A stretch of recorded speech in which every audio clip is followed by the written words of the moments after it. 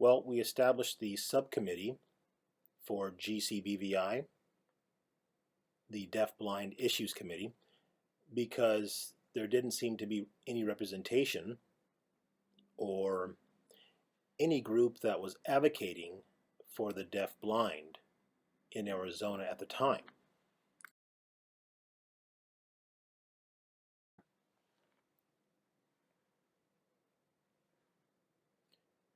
Well, I joined the Governor's Council on Blind and Visual Impairment in 2005, and then we set up the Deaf-Blind Issues Committee in 2008.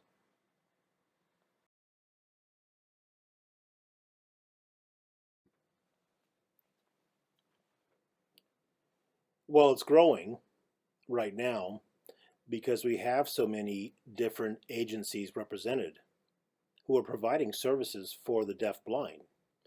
We have first the Commission for the Deaf and Hard of Hearing, and they have always had representation on this committee since its beginning.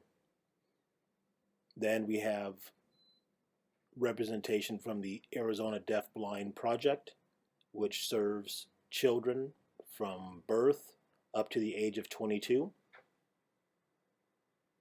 We have representation now from the HKNC, and they just established a new program in Arizona. One of the members is representing that group. We have a member representing ACBVI because they're taking on more and more of the training programs for the deaf and blind. One of them is more rehabilitation, independent living skills focused, technology skills, refreshers,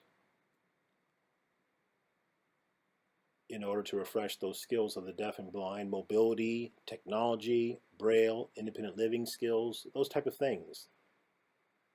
And ACBVI now will also be responsible for the I Can Connect program, known as ICC, to provide technology and technology supports to individuals with deaf blindness who live in the state of Arizona.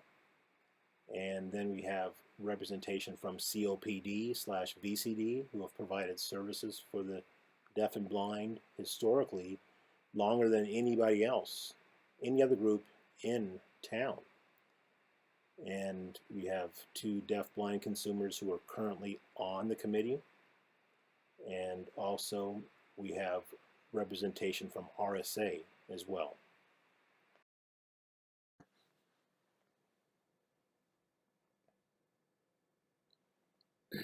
Well, the purpose of this committee is to provide advice and monitoring of the various programs that are within the state of Arizona that provide services to the deaf and blind.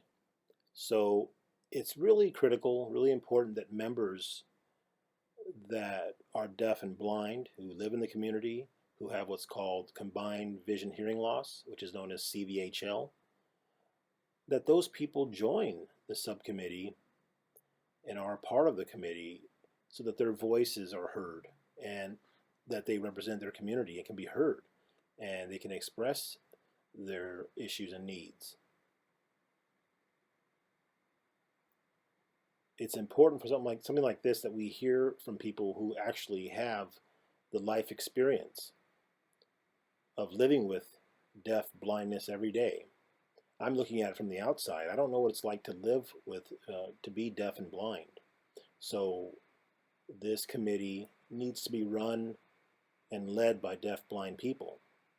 It's hard to recruit members who are actually deaf and blind, but I think it would have a much stronger voice and a much greater impact and contribute more to the community and increase the knowledge base that we have.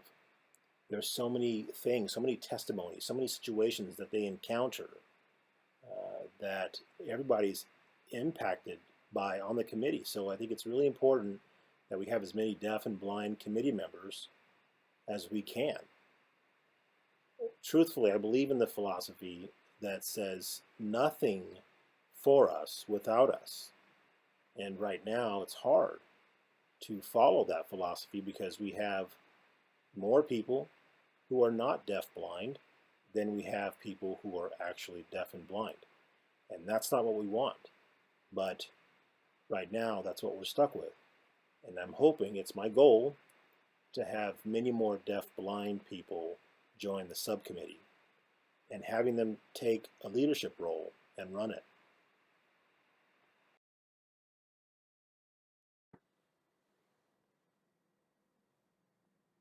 The GCBVI Deaf-Blind Issues Subcommittee meets about 4 times a year, and we meet in person here at the Commission for the Deaf and Hard of Hearing. And one of the reasons we meet in person is to make sure that everyone has access to see each other and to hear from each other, and also to participate in the in-depth conversations and to have information about the various issues and the work being done by the various organizations.